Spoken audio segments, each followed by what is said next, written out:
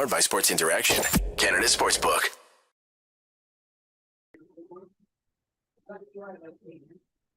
Hello, everyone, and welcome to Game Over Vancouver, here on location at my favorite place, Monkey 9 Brewing. I'm actually here at the tail end of a watch party, and we could have wanted a better result. The Canucks lose 7-4 to the Winnipeg Jets, but I had about 36 friends here that at least helped me make it through the entire game. So I'm so excited. I got producer extraordinaire Robert behind the scenes, making me look and sound good. I know that doesn't take too much work, but he's making me look and sound good. He's moderating the chat, and this is truly a team effort. So Robert, you know how much I appreciate you. Thanks for all of your good work. So Robert's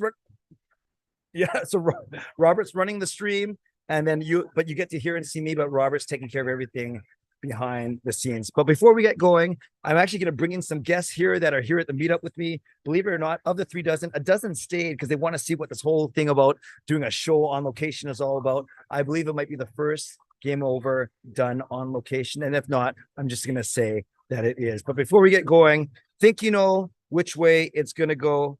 Make your bet with Sports Interaction. Whether it's hockey, football, or basketball, Sports Interaction has you covered. Bet pregame, live and play on one of our many prop bets. Sports Interaction makes it easy to deposit, play, and cash out. Join now and see all that sports betting has to offer. Want to bet? Head to sportsinteraction.com/SDPN. That's Steve Dangle Podcast Network. That's sportsinteraction.com/SDPN. 19 plus. Please play responsibly.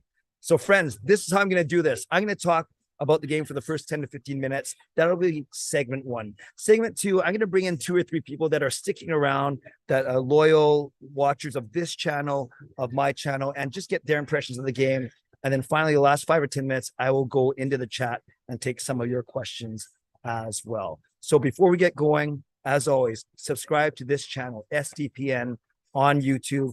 Follow them on Twitter as well.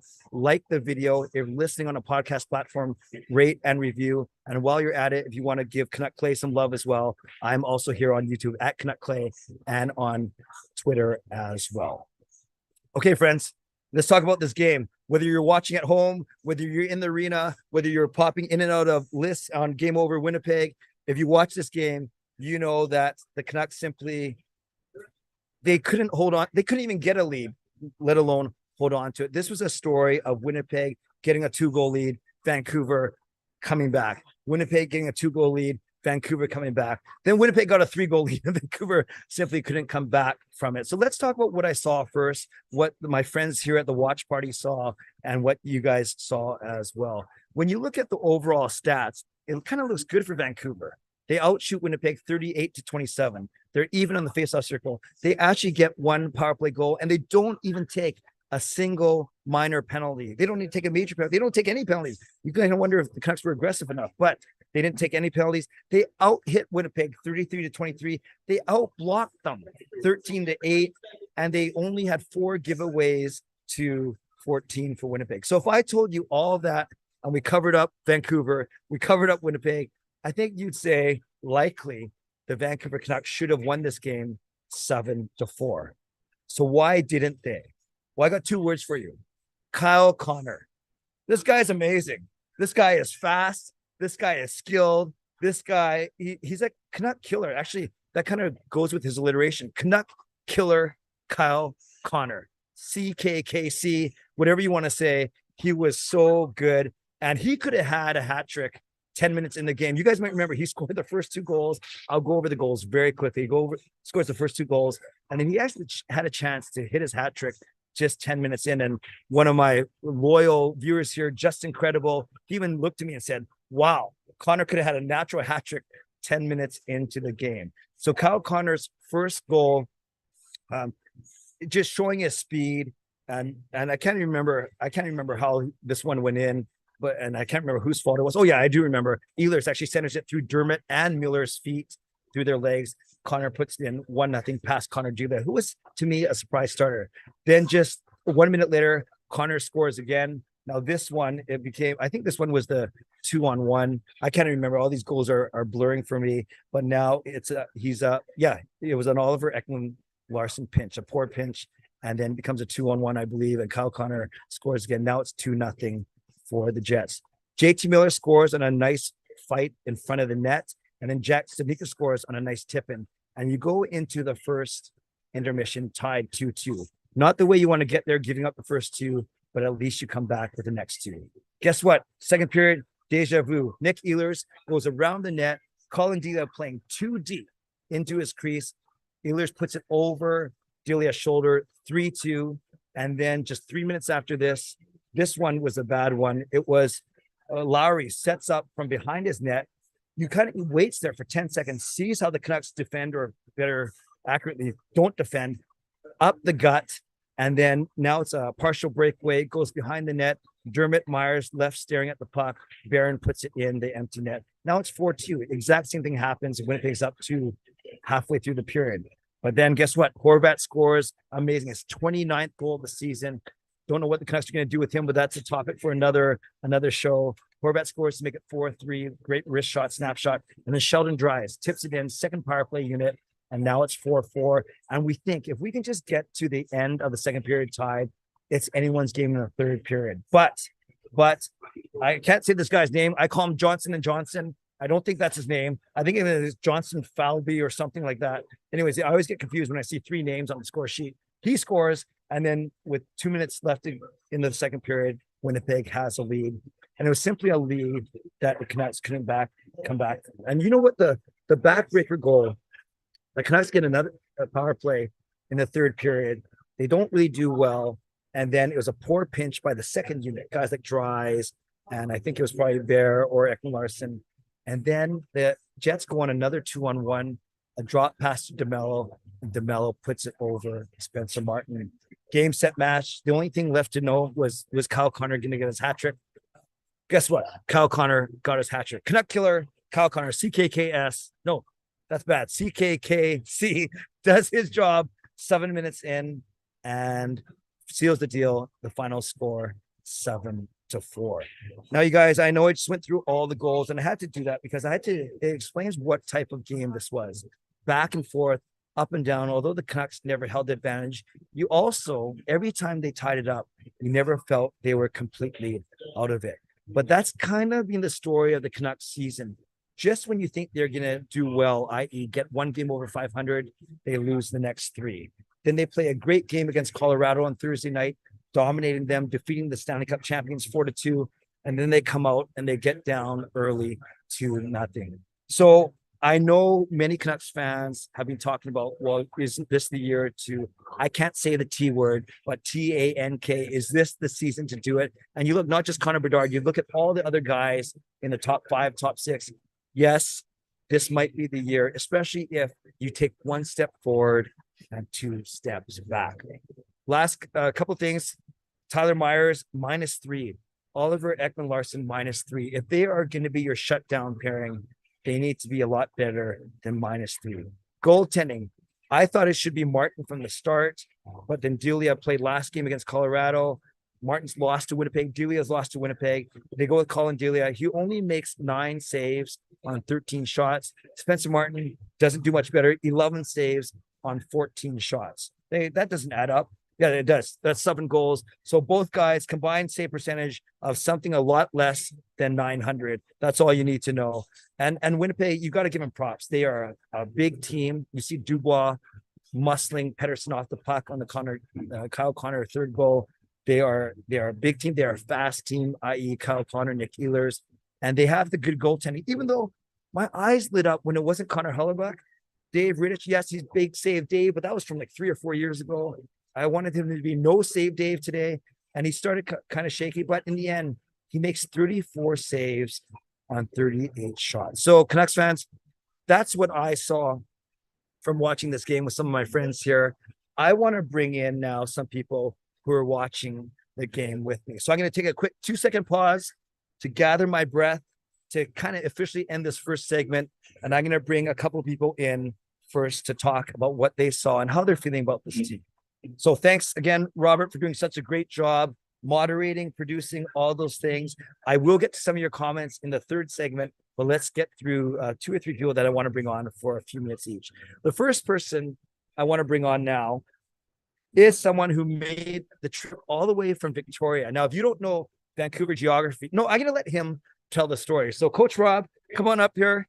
This is a loyal viewer of not only SDPN Game Over, come on right up, but also my channel. Rob, say hi to everyone. Hi, everyone. Thanks for having me, Clay. And tell them your journey about this morning. How I got up at around 6:30, and then I went to the ferry, and I got the ferry at, I guess I was on the 9 o'clock ferry. Yeah. But I had to leave my condo around 7:30, because I like to get to the ferry around 8 o'clock. So up by 6:30, out by 7:30, 9 o'clock ferry. Yeah. Here by 11. You beat me here, actually. Here, so then I made you help me set up. Yeah, that was fun. Yeah, thanks for letting me in a bit early. No, and I appreciate your support. Okay, your impressions of this game first and foremost. I was so excited to be here. Like for the first period, I was just in awe of being with everyone. Yeah. But I thought they played pretty good. Yeah. It was kind of disappointing. We did have that disallowed goal. Yeah. Right. And that was for the offside. Great point. Great point. Yeah. And I'm not sure if you heard me, Robert, rattle off all the stats. When you look at the stat sheet, the Canucks actually owned all the team stats. Right. Except for the goal. Final score. Yeah. Yeah. Biggest was that they were down 2-0 on 3 different times. Yeah. And they came back and they did good. Okay. So I think it's one thing to talk about today's game. What more people want to know, Canucks fans are always talking about now. What do you think the Canucks should do for the second half of the season? Which direction should they go? Can they go? I think they should actually try to make the playoffs. Oh, really? Because remember when the LA Kings won it, they knocked off Vancouver. Yep. That was 2012, and I think we were the number 1 seed going in. They were the number 8, and they were the last team to qualify. Yeah. Right, and they won the cup, and same with the year St. Louis won it. They were down in the standings, and they came back. So you're of the belief that get in and anything can happen. Anything can happen, yeah. How about all those tantalizing players at the top of the draft class this year?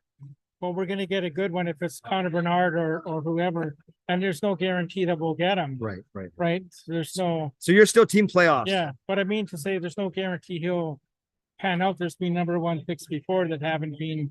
No, I'm with you, and I kind of admit I'm still team playoffs as well. Yeah, we've got to make the playoffs. Awesome, Rob. Well, I appreciate you coming down, your effort. I know you're sticking around. You want to see how the show looks, and for sure, kind of get fascinating tech set up and everything. Yeah, by the way, quite the thing. And go ahead and plug your channel because you do. Oh yeah, you do some good stuff. If you go on YouTube and search Coach Rob Willie, WILLE. I do Royals game reports, and I do videos of my friend Shannon. She's watching. Hi, Shannon. Yes. And her cat likes to be on YouTube too. So we do cooking videos. Charlie types very well for being a cat. He does, yeah. Okay. And I might do a little video when I go home about my journey over, stuff. That'd be awesome. kind of So fun. Coach Rob Willie, WILLE, Victoria Royals recaps. That's right. And Yeah. stuff. Yeah. Awesome. Rob, thanks, man. Thanks for being here. Having me on. I appreciate the good effort and stick around. I'll be done in about 15, 20 minutes. We'll keep chatting. Okay. Thanks, Rob. Awesome.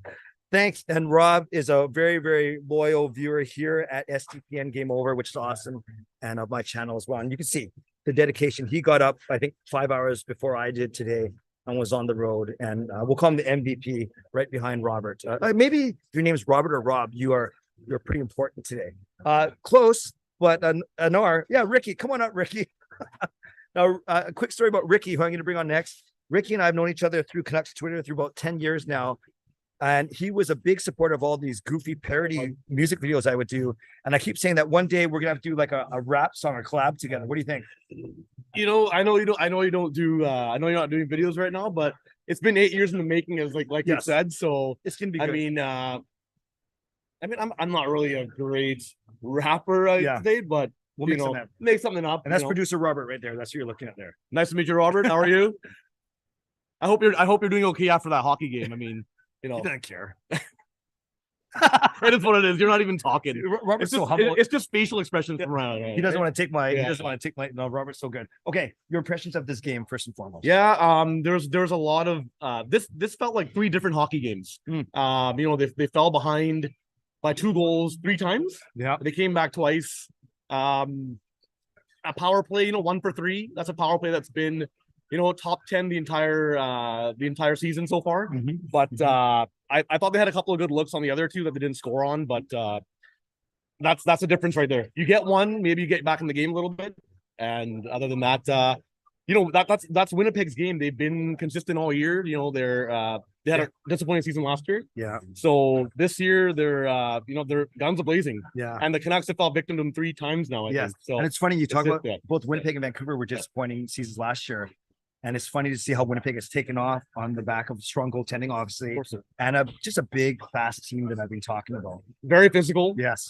It's always been a tough matchup for Vancouver. Yeah. Historically, like you know me, I like checking the historical facts of how they do in different arenas.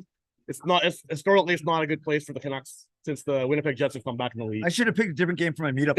Okay. We'll win the next one. Okay. Ricky, one other question. Yeah. The Canucks 2 games under 500. Yeah. A lot of teams to leap over. Yeah. What do you think they should do, and what do you want them to do for the second half of the season? Oh boy, and you know we've been harping about this, you know, for the last month. Yeah. They're in that mushy middle. Yeah. Where they're not bad enough to be in a spot where they can have a chance at Bedard, and then they're further away from the playoffs. I think they're 8 points out now, maybe 7. So you know they got to get rid of a couple of contracts. And I hate saying this because, you know, I know you're a season ticket holder. I go to games as well. You want to go there to see them win, but I think the best course for them is to get rid of a couple of contracts and free up some cap space and you know, hopefully they can re-sign Horvat. Yeah. And maybe get rid of I know it's easier said than done, but maybe they can look into getting rid of a contract like Miller. Yep. Maybe a team like Columbus has a lot of cap space. Yeah. You know. So a perfect storm would be get rid of a couple contracts, including maybe Miller, re-sign Horvat, and get a really good draft pick all in 1 year. Yeah, you know, and going into the season, they said that this was going to be a disaster if they didn't make it. Yeah. Well, we can already say that it has been. So they don't need to continue whatever's going on now. I think their best course of action is to look ahead to the next year. As much as it pains me, we're not even at the midway mark. Are we at the midway mark now? No, we're not. But tell you what, when I'm done in a few minutes, I'll come on and you cry in your beer, I'll cry in my Pepsi, and we'll be fine. Okay. Ricky, thanks, brother. Thank you. Appreciate Nice it. meeting you, bud. Okay, thanks. It's awesome. People are saying hi to producer Rob, but Rob's actually not on the stream. He's behind the scenes. So if you guys are wondering why we're saying hi to a guy that you can't see, that's why. Okay, one more person I want to bring on. We're a very multicultural place here in Vancouver. Justin, you ready? Justin Credible is actually one of the biggest supporters of Game Over Vancouver and of my own channel. So I want to come on. Justin, firstly, thanks for being here as always. You never miss one of these things. Anytime. Always glad to be here and support the Canuck community. Awesome. Your thoughts on today's game? It was a rough game for sure. I think just Winnipeg was up, 10-4 in shots, and then we had the next 10 shots after that.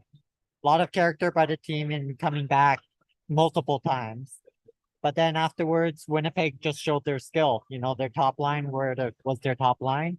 And that was the difference. You know, we just didn't have the star power or the goaltending to back it up tonight. Now, you don't talk about the individuals at your table. What was the mood at your table? Did they think that we had a chance to win, or was it kind of like, oh, It was a rough start, so there was a little bit of exasperation to start. good word, the game. exasperation, yes. But as the Canucks tied it, and we multiple times, we definitely felt that they were in it. Yeah. You know, we were one shot away from taking the lead. Yes. So it was a lot of excitement, but in the end, it was just Winnipeg was just too good for us. And you may have heard me say to Coach Rob, I rattled off all the game stats.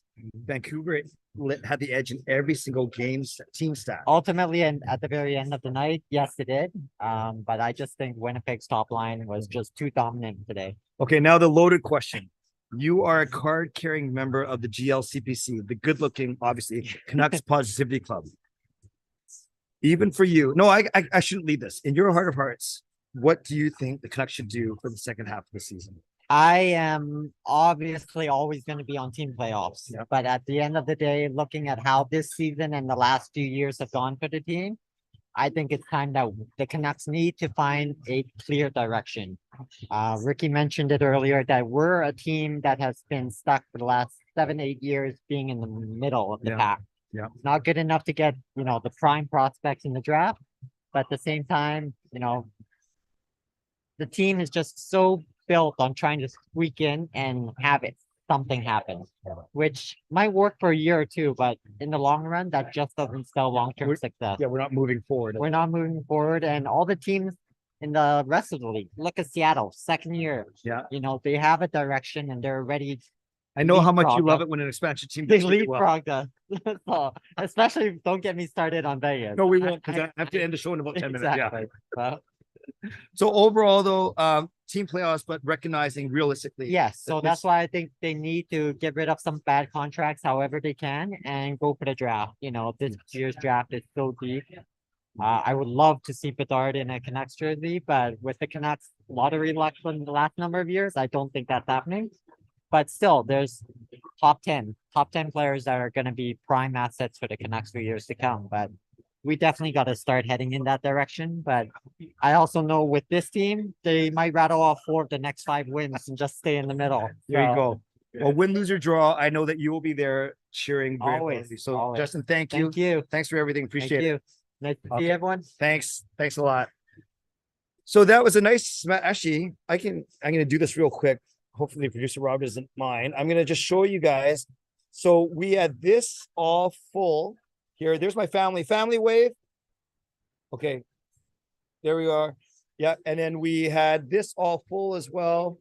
There's still some people here, even if they didn't want to be on camera. And then we were watching on the big screen. And then I am kind of settled off to the side here, wrapping it all up. So what I'd like to do, and especially Coach Robert, give me a nod if you're okay for the last 5 or 10 minutes, me jumping into the chat to end off the show today. If that's cool. Perfect. Let's see what people are saying in the chat. Lucas Gates, also one of the legends around here, says Justin. No, Lucas could not be here because he was at the Canucks staff party, skating around on Rogers Arena. Robert says, behind the scenes, you don't see Clay is staring at me as at my Leaf jersey. Hey, yeah, it's funny. I didn't tell any of my guests who exactly was going to Robert's allegiance is, but we know that Robert is doing things from back east, taking care of business. Fangirl, a very loyal viewer here too, says, what was your favorite part of the meetup? Great question, Fangirl. I love these meetup specific questions. Truly, it was meeting people. It was seeing people that I've met before. It was meeting people for the first time. And it's, whatever your views are on anything, the fact that we have at least one common thread, and that's our love for this hockey team. You might even have a different opinion of which way they should go for the next few months. But one thing we were doing is we were booing every time Winnipeg scored, and we were cheering every time the Canucks scored. And unfortunately, we booed 3 more times than we cheered tonight. But that was the beautiful thing about being with this group of people is, someone like Coach Rob doing a 4-hour commute to get here, to someone who just decided on a whim to come watch the third period. Doesn't matter. We had drinks, we had food, we did some giveaways. We were doing this show, and it was a chance. We even have my friend John who showed up after the game just because he wanted to hang out with people. Shout out to you, John. Yeah, as he eats his chicken wings. That's awesome. So the best thing about the Meetup Fangirl was indeed meeting people. The Canucks game, the giveaways, that's all great, but that's secondary. Building community, as you know, is the one thing that I want to do for sure. Coach Rob, who's actually somehow messaging from 5 feet away from me saying the time went so fast. It was a very, very quick afternoon. Shannon says, I hope to come to the next meetup and get to my first Canucks game. Well, Shannon, I'm going to work with you on your schedule and see if we can make it happen. And Lucas, yes, we want you at the next one as well. Let's see. Anyone else got any questions about the actual game? Dravakian says the Canucks need to move Miller and sign Bull. That sounds easier. It's easier said than done for sure. A lot of people don't know that Miller's no trade, no movement clause, though, does not kick in until July 1st or whenever the next season starts. So technically, if the Canucks found a buyer, they could move JT Miller. That opens up $8 million for the next 7 seasons. And maybe you can sign Bull or you can sign Kuzmenko or whatever it may be. But like I said, easier said than done. We know that we'd be selling very low. And that doesn't look good to other free agents too, or other players when you're signing someone to a 7-year contract. And then even before that contract kicks in, thanks, man, but we actually think we made a mistake. So I wouldn't put it, past Rutherford Alvin to try and make that move, especially as Horvat continues to produce. But like I said, I think that's easier said than done for sure. Let's go for about 3 or 4 minutes here. David says whether the Canucks get or don't get to draft Bedard, perhaps a top 10 draft pick will begin helping the Canucks. Yeah, that's a fair point, David. I know you're on here a lot as well. Thank you. The Canucks simply, when it comes to lottery luck, have had none. And even their draft picks, some really good ones in Petey and Hughes, some like Podkolzin, we're still trying to figure out, some bust. So I think drafting is always a crapshoot, but they're like lottery tickets. The more draft picks you have, especially the higher draft picks you have, the better chance you have of succeeding. Jay says, would love to come to a meetup, but getting out with no vehicle is rather difficult. I hear you. I hear you. And some people have the wherewithal to get to places like this and others don't, but I appreciate that. What else do we got here? With the text. Oh, Justin, despite the loss, I'm glad to be supporting Clay in the community. Also, CSA didn't let. Okay, I'll let you guys figure out your CSA discussion at another time. That is awesome. Okay, well, I'll take 2 more minutes of questions, either about the game or about the meetup itself, and then let's see. Oh yeah, here's a great question from Shannon. And actually, and I'd love to talk about this for a minute. I'm just wondering why Delia went out and Martin came in. So Shannon, I think you're asking about the actual game itself. Yeah, sometimes you pull a goalie, Shannon, when you think either the goalie's not playing well or the team's not playing well or just for a spark. I think, Shannon, the fact that Delia in 13 shots only made 9 saves and let 4 in, even if the goal, it's not the goaltender's fault, sometimes you make that change just to change momentum. And then you think, actually, it's okay to put Martin in because the Canucks don't play again for another couple. It'd be different if the Canucks were playing tomorrow, then you're not sure if you change the goalie. But if there's a couple-day gap, then you're okay doing that. Actually, Bruce Boudreau does not like to pull goalies. He likes to let the first goalie stay in, stick it out, work through things. But the fact that he made that change told me he still thought this was a winnable game. And that's why he made the switch from Delia to Martin. Great question. Lucas says, Jets defense just went supersonic today. Defense over offense. Yes, great point, Lucas. And they do say that defense breeds offense, or defense wins championships. Okay, we'll do the last question here from Darren. Clay, on a scale of 1 to 10, my frustration level is at 10. They need to work harder to keep the bloody puck out of the net. I'm on the team playoff side though. Never give up. Try. So Darren, you kind of have both kind of personalities in there. I'm like that too. I see games where I know the Canucks can be better and I get frustrated. I see guys getting turnstile, 2-on-1s, bad reads. I get all that. And then I see other ones where I just think the Canucks are simply not good enough to compete this year. So Darren, I understand your frustration. I think you speak for a lot of Canucks fans, but at the same time, yeah, I cannot tell anyone to cheer for them to make playoffs. I cannot tell anyone to cheer for them to get the highest draft pick possible. But I do know that you, like anyone else, should support the team however you want to. And that might not obviously stick with everyone else, but at least you are still supporting the team in the way that you know how. Friends, thank you for joining me tonight. Producer Rob, thanks for all your good work behind the scenes. So as we wrap up here, a couple reminders. Subscribe to SDPN right here on YouTube. Like the video on your way out. If you're listening to a podcast platform, rate and review. And you're also welcome to follow me, also Canuck Clay, here on YouTube and on Twitter. I'll actually have a show tonight at 10:30 p.m. if you want to join me, 10:30 Pacific. So if you're across the country, it might be a bit of a late night, but that's what I do. And I'll be talking more about the meetup. I'll be talking more about today's game, and I'll be kind of projecting to what the Canucks week looked like ahead. So once again, thanks for joining. I hope you guys have a really great weekend, a really good week. And next game is it on Tuesday, Justin? The Canucks, they're playing in Pittsburgh. So I think it's Sam that's got game over Vancouver, but whether it's Sam or Kaya, make sure you tune in. An early game, not as early as this one, but an early game on Tuesday, Vancouver in Pittsburgh, and we'll see what happens.